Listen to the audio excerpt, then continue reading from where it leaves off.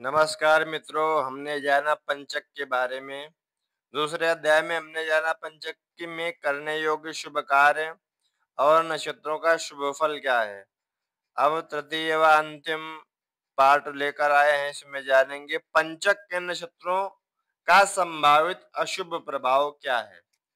तो जानने से पहले आप हमारे YouTube चैनल को सब्सक्राइब कर लें, वीडियो को लाइक कमेंट और शेयर करना ना भूलें। अगर वीडियो फेसबुक से देख रहे हैं तो पेज को फॉलो करना ना भूलें।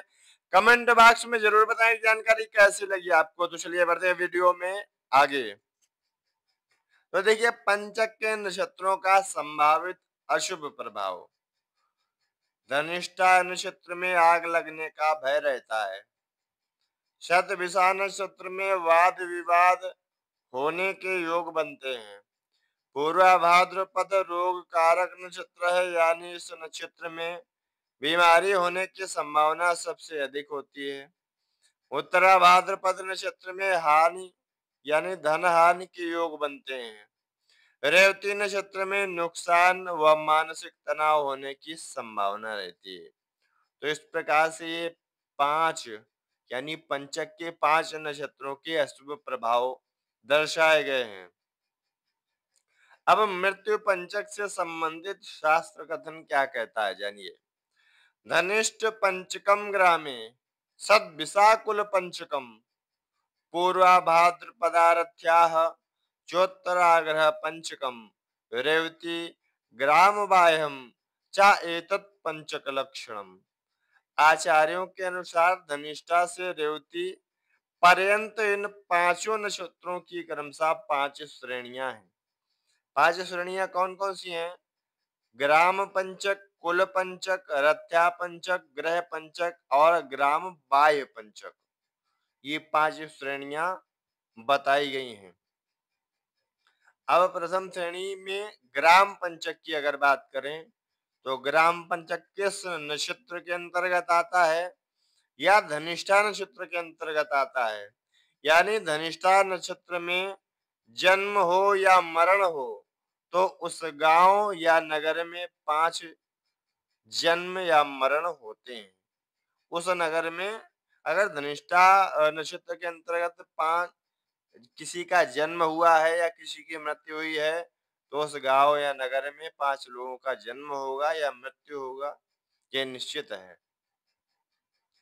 अब नंबर 2 पर कुल पंचक की अगर बात करें तो कुल पंचक शतभिषा नक्षत्र के अंदर में आता है। तो इसकी अगर बात करें तो उसी कुल में 5 जन्म मरण होते हैं। जिस कुल में जन्म या मरण हुआ हो तो उसी कुल में 5 जन्म मरण होते हैं। रथ्या पंचक, रथ्या पंचक पूरा भाद्रपद नक्षत्र के अंदर में आता है। पूरा भाद्रपद नक्षत्र हो और रथ्या पंचक माना जाएगा। उसी मोहल्ले या टोले में 5 जन्म या मृत्यु होती है। 4 नंबर ग्रह पंचक यानी उत्तरा भाद्रपद नक्षत्र के अंदर में आता है।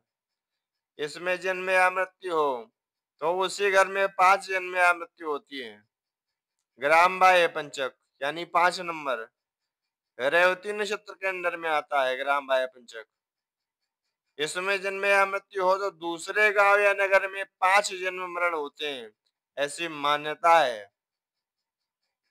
तो यह 5 श्रेणियां इसी प्रकार से दर्शाई गई हैं।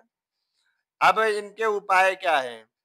मृत्यु पंचक के उपाय क्या हैं? ये पाचक अगर लगे हो तो उनके क्या उपाय किए जाएं?